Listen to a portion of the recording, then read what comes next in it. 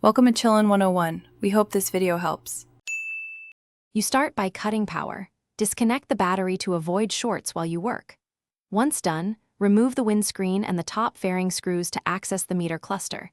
This gives clear access and prevents damage to plastics. As you unplug connectors, label each cable and photograph their positions so you can return them exactly where they belong.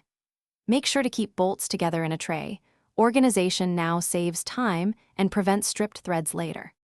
You'll next unbolt the meter cluster from its bracket and gently separate the face from the housing.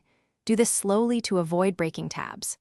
Once the internals are exposed, transfer any rubber dampers, light housings, or seals into the new shell so mounting geometry and vibration isolation remain correct. Fit the new housing onto the cluster, aligning tabs and inserts. Then thread mounting bolts loosely so you can fine-tune alignment before fully torquing them to spec.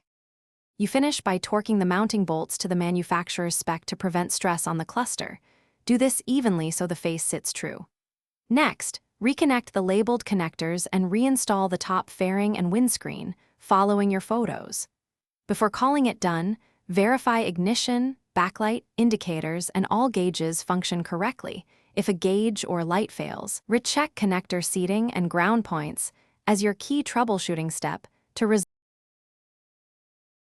Thanks for watching. Consider subscribing if we helped you.